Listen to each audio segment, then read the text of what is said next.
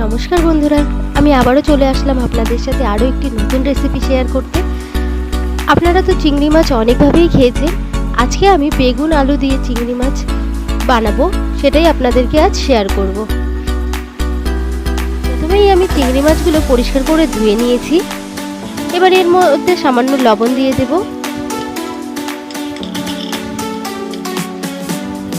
আর সামান্য হলুদ গুঁড়ো দিয়ে দেব।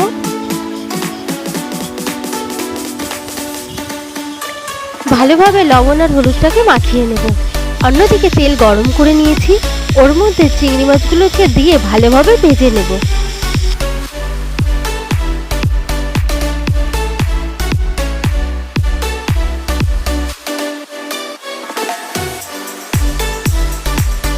সব চিংড়ি মাছ ভেজে নিয়েছি। এবার ওই কড়াই পরিষ্কার করে নিয়ে তার মধ্যে সর্ষের তেল দিয়ে দেব। তেলটা গরম হয়ে গেলে একটা তেজপাতা দিয়ে দেব।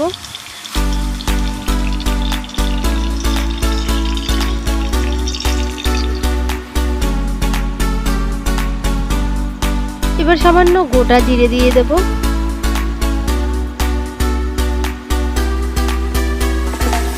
তেজপাতা আর গোটা জিরে ভাজা হয়ে গেলে ওর মধ্যে বেগুন আর আলু আগে থেকে কেটে নিয়েছিলাম, সেগুলোই দিয়ে দেব।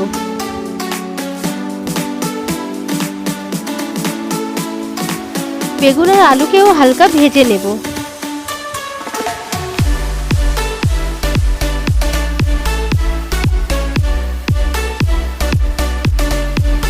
বেগুন আর আলু হালকা ভাজা হয়ে গেলে ওর মধ্যে স্বাদ মতো লবণ দিয়ে দেব।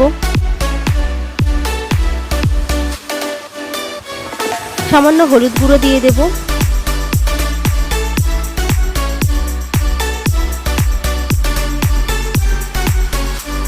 ভালোভাবে মিশিয়ে নেব। এবার এর মধ্যে পরিমাণ মতো লঙ্কার গুঁড়ো দিয়ে দেব। লঙ্কার গুঁড়োটাকেও ভালোভাবে মিশিয়ে নেব। সবকিছু ভালোভাবে ভাজা হয়ে গেলে এর মধ্যে বাটা মশলা দিয়ে দেব। আমি এখানে পেঁয়াজ, আদা, কাঁচা লঙ্কাকে একসাথে বেটে নিয়েছিলাম, সেটাই এর মধ্যে দিয়ে দিয়েছি। আবারও সবকিছু ভালোভাবে ভেজে নেব। সবকিছু মিশিয়ে নিয়ে মশলাটাকে ভালোভাবে কষিয়ে নেব। এবার এর মধ্যে পরিমাণ মতো জল দিয়ে দেব।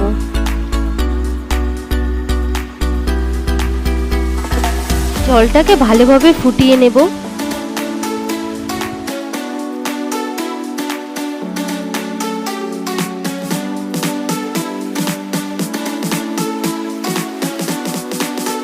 জলটা ভালোভাবে ফুটে গেলে ওর মধ্যে আগে থেকে ভেজে রাখা চিংড়ি মাছগুলো দিয়ে দেব।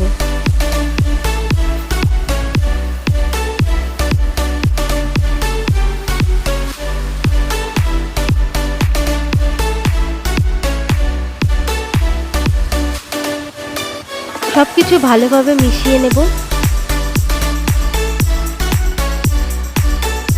আর কিছুক্ষণ হতে দেব।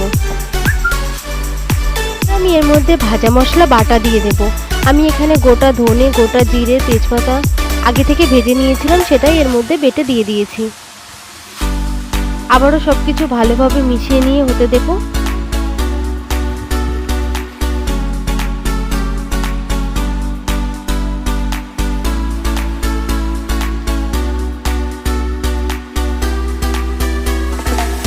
বেগুন চিংড়িটা হয়ে গেছে, আমি ওটাকে নামিয়ে নিয়েছি।